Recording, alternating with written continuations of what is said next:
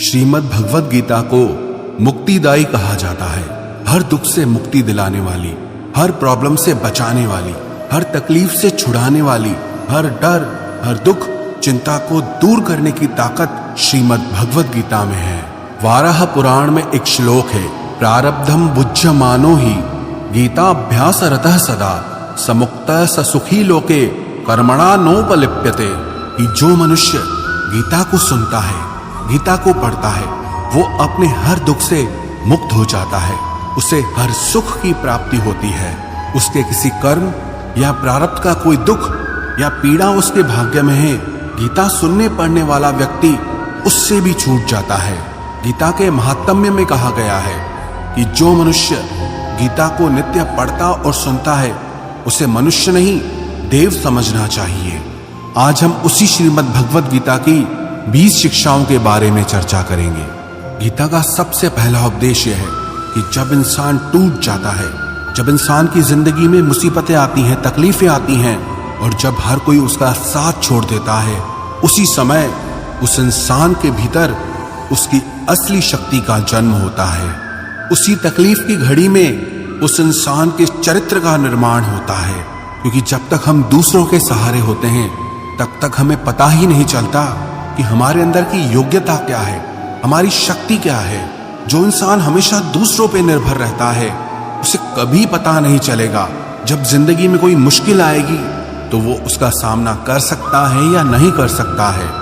जब अपनों से ठोकरें मिलती हैं और जब इंसान बिल्कुल अकेला पड़ जाता है, तब उसे खुद के लिए खुद ही खड़ा होना पड़ता है, अपनी तकलीफों से खुद ही लड़ना होता है।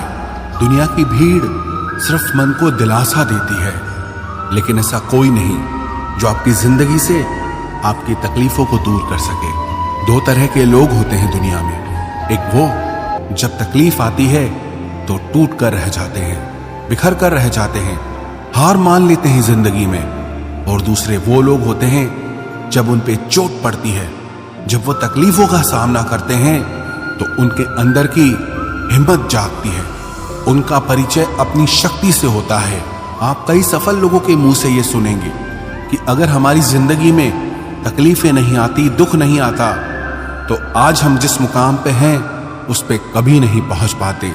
कई बार ये जिंदगी हमें इसीलिए तकलीफ देती है ताकि हम अपनी जिंदगी में कुछ बड़ा हासिल कर सकें। भगवद गीता की दूसरी शिक्षा यह है कि अपनी हर चिंता, अपना हर डर ईश्वर के आगे समर्पित कर दो। जो लोग अपनी चिंताओं का बोझ, अपने डर का बोझ अपने कंधों पर लेके चलते हैं, वो जीवन में कभी आनंद को प्राप्त नहीं कर सकते। लेकिन जिन लोगों ने अपनी हर चिंता, अपना हर डर ईश्वर के आगे सौंप दिया है, उनके अंदर एक विश्वास होता है, एक ताकत होती है, और उस ताकत के बल पर वो अपने हर डर से जीत जाते हैं, अपनी हर चिंता को दूर कर देते हैं।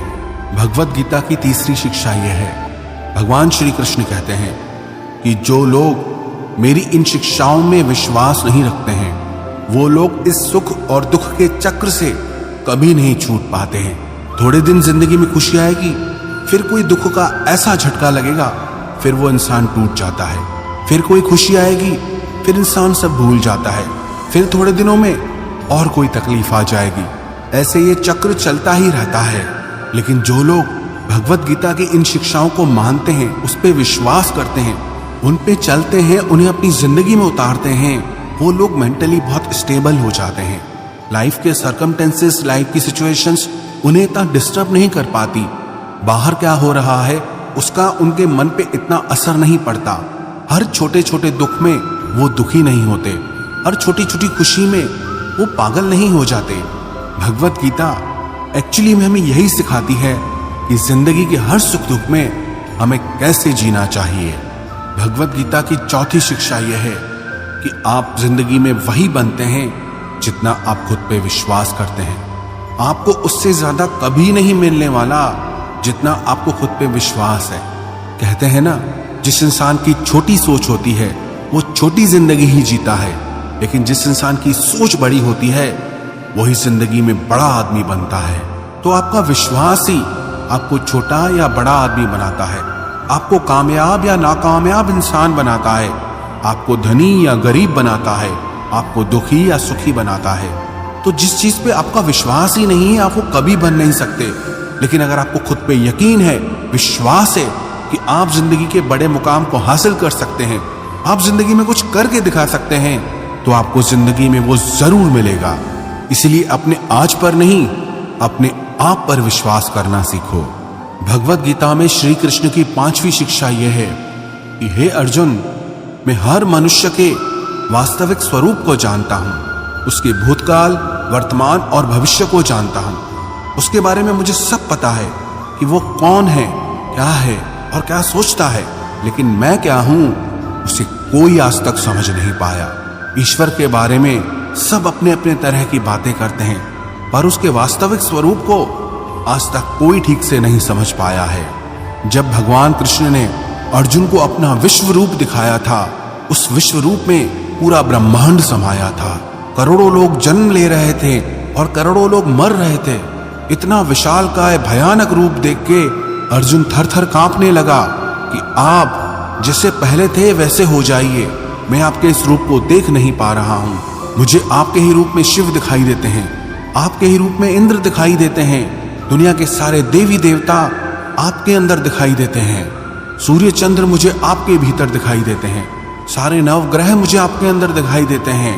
तो श्री कृष्ण ने अर्जुन से कहा कि हे अर्जुन, तू मेरे जिस विश्व रूप को देख रहा है, वास्तविकता में ये मेरे रूप का एक अंश मात्र भी नहीं है। तो अर्जुन हैरान हो गया और श्री कृष्ण से पूछने लगा कि अगर ये आपका अंश है तो आप पूरे कैसे हैं? तो श्री कृष्ण बोले कि न मेरा कोई आदि है, न मेरा कोई अंत है, मैं अनंत हूं, मुझे नापा नहीं जा सकता। न मेरा कोई रूप है, न मेरा कोई नाम है। जो जिस भाव से पुकारे मैं उस रूप में प्रकट हो जाता हूं, जो जिस नाम से पुकारे मैं उस रूप में उसके सामने आ जाता हूं। कहते हैं ना, ईश्वर की लीला ईश्वर जाने। बस हमें अपनी जीवन की हर चिंता, हर डर उनके आगे समर्पित कर देना है कि हे ईश्वर, मेरी जिंदगी की डोर तेरे हवाले है। अब जो भी जिंदगी में आगे होने वाला है उसे तुम संभाल लेना। और जिन लोगों का ऐसा भाव होता है वो उस शक्ति को अपने जीवन में अनुभव करते हैं। तकलीफ के वक्त में ईश्वर की कृपा को वो अनुभव कर पाते हैं। भगवत गीता की 6ठी शिक्षा यह है, आप जो भी काम करते हैं, आप जिसके साथ भी संबंध रखते हैं, उससे मेंटली खुद को कभी अटैच नहीं करना चाहिए। काम काम के लिए करो, ना कि काम के पीछे पागल हो जाओ।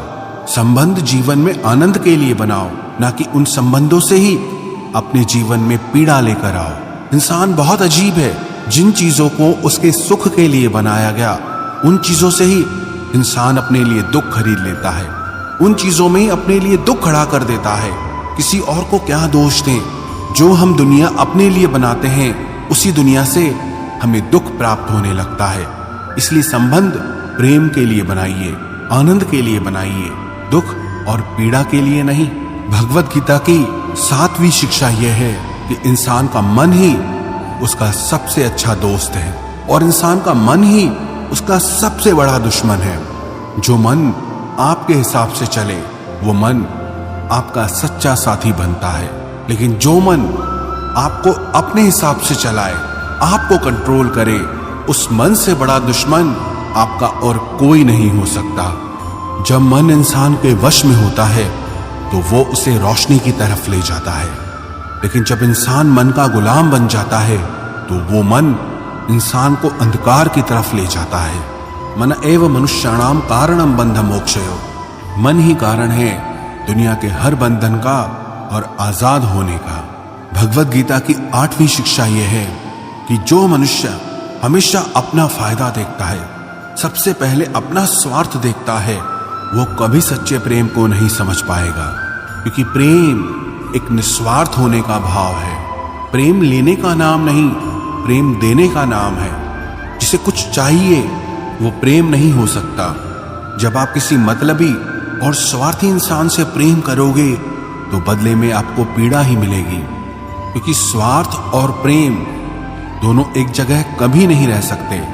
इसीलिए इस मतलब भरी दुनिया में सोच समझकर अपना प्रेम किसी पर लुटाना, क्योंकि ये जरूरी नहीं कि यहां प्रेम के बदले में आपको प्रेम मिलेगा। क्योंकि अक्सर आज के युग में लोगों को प्रेम के बदले पीड़ा ही मिलती है। इसलिए अपने मन का प्रेम कभी भी किसी मतलबी और स्वार्थी इंसान से कभी नहीं लगाना चाहिए। भगवत गीता की 9वीं शिक्षा यह है कि मनुष्य के जीवन की 3 अवस्थाएं होती है, बचपन, जवानी और बुढ़ापा। उसके बाद उसकी मृत्यु हो जाती है। हालांकि उसका शरीर तो छूट जाता है, लेकिन जो उसका अंतर मन है वो नहीं मरता। वो फिर जन्म लेता है जब तक कि वो अपने मन की वासनाओं से मुक्त नहीं हो जाता। जब तक हमारे अंदर की इच्छाएं, वासनाएं नहीं छूटती, तब तक मन कभी आजाद नहीं हो सकता। याद रखना, जिंदगी में इच्छाएं और वासनाएं जितनी ज्यादा रहेंगी, खुशियां उतनी कम हो जाएगी। अगर आप खुश नहीं हैं तो गौर करना अपनी जिंदगी की तरफ। आपके मन में इच्छाएं बहुत सारी पड़ी हुई हैं। इंसान खुश तभी रह सकता है जब वो अपनी इच्छाओं को मिनिमाइज कर ले। उदाहरण के तौर पर, अगर आपके मन में 100 खुशियां हैं और 10 इच्छाएं हैं तो आपकी खुशी 90% रह गई। अगर आपके अंदर 100 खुशियां हैं और 50 इच्छाएं हैं तो आपकी खुशियां आधी रह गई। और अगर आपके अंदर 100 इच्छाएं हैं तो आपकी खुशी 0 हो जाती है। और अगर आपके अंदर 100 से भी ज्यादा इच्छाएं भरी हुई हैं तो आपकी खुशी माइनस में चली जाती है। आपकी खुशी दुख में बदल जाती है। सिंपल सा गणित है, इच्छाएं घटाओ, खुशियां अपने आप बढ़ेंगी, या फिर इच्छाएं बढ़ाओ, दुख अपने आप आएगा। भगवत गीता की 10वीं शिक्षा यह है कि हर इंसान को अपने कर्तव्य का पालन करना चाहिए, बिना किसी चिंता के, बिना किसी लालच के या बिना किसी स्वार्थ के। जो इंसान बिना चिंता, बिना लालच, बिना स्वार्थ के कोई काम करता है, उसे उस काम से कभी दुख नहीं मिलेगा।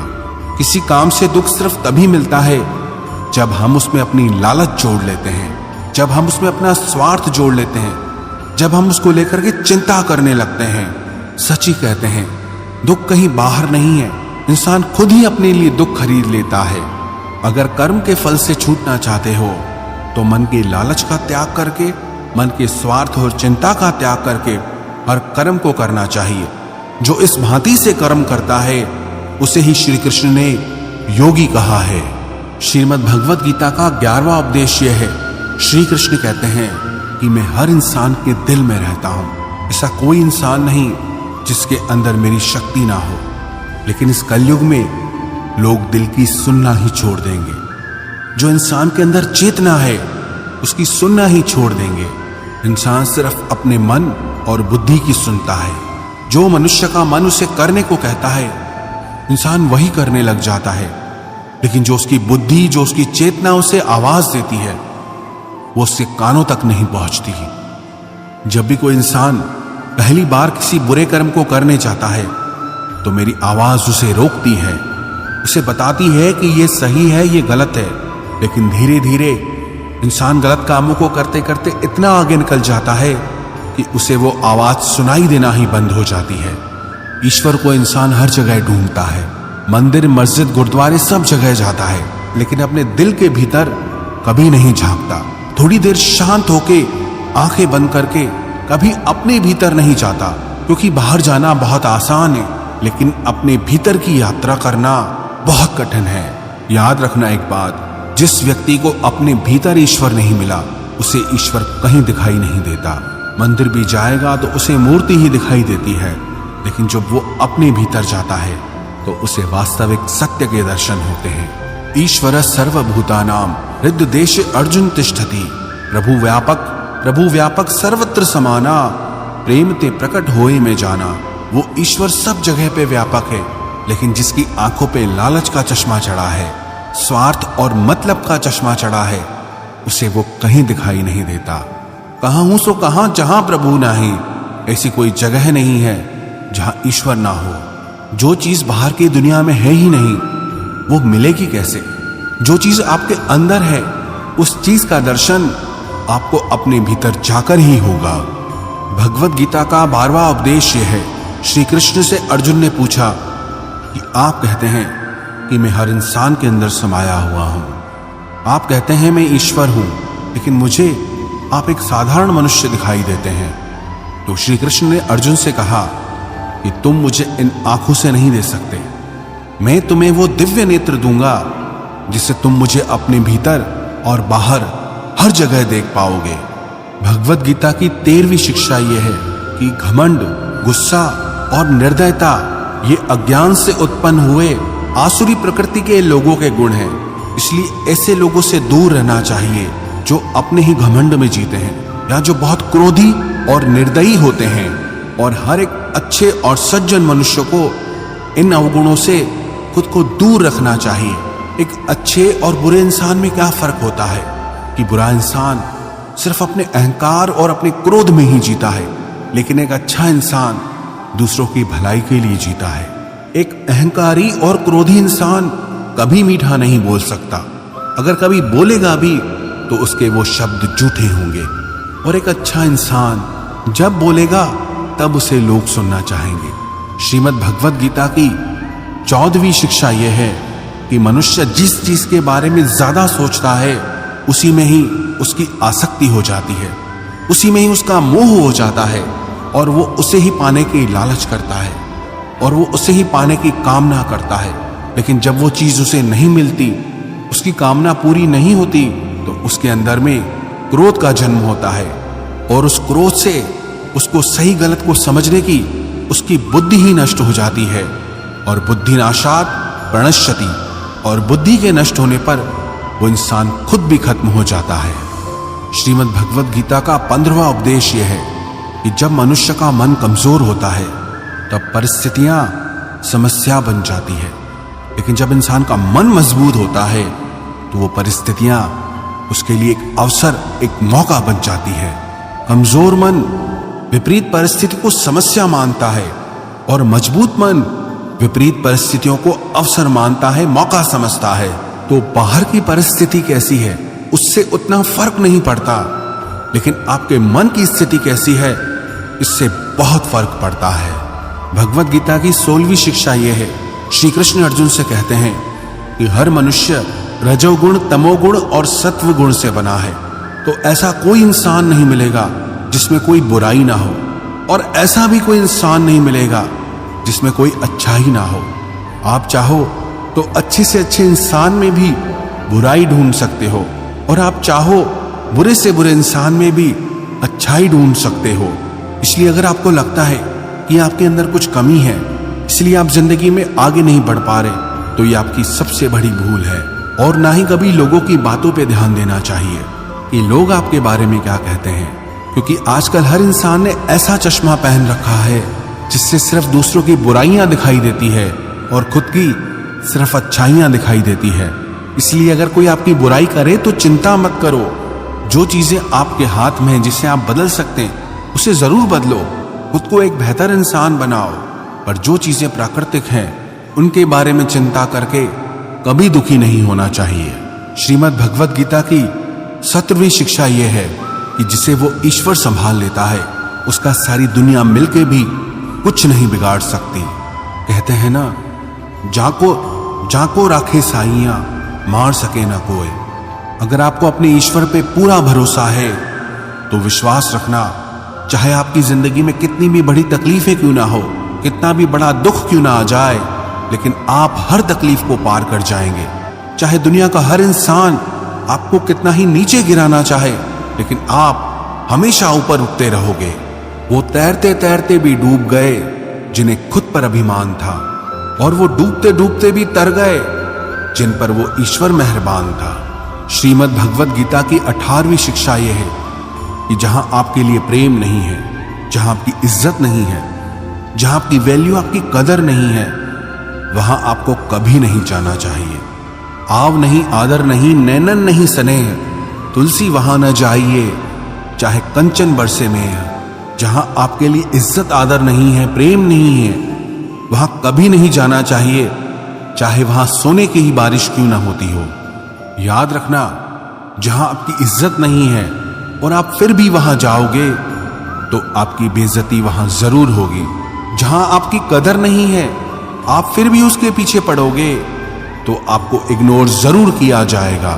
तो नाता सिर्फ वहीं रखो जहां आपको प्रेम, इज्जत और वैल्यू मिल सके। श्रीमद् भगवत गीता का 19वां उपदेश है कि जो लोग अपनी समझ, अपनी बुद्धि को छोड़कर सिर्फ अपनी भावनाओं के पीछे बह जाते हैं, उन्हें हर कोई बेवकूफ बना चाहता है। ऐसे इंसान का हर कोई इस्तेमाल कर लेता है। बात ये नहीं कि आप एक भावुक और अच्छे इंसान हैं, लेकिन जहां आपको अपनी बुद्धि और समझ का उपयोग करना चाहिए, अगर वहां भी आप अपनी भावनाओं से काम लेंगे तो बदले में आपको पीड़ा मिलेगी, तकलीफ होगी। इसीलिए इस चीज का विवेक होना बहुत जरूरी है कि कहां पर भावनाओं से चलना है और कहां पर अपनी समझ से चलना है। इन दोनों का तालमेल बिठाना ही जिंदगी का असली सार है, जिंदगी का असली ज्ञान है।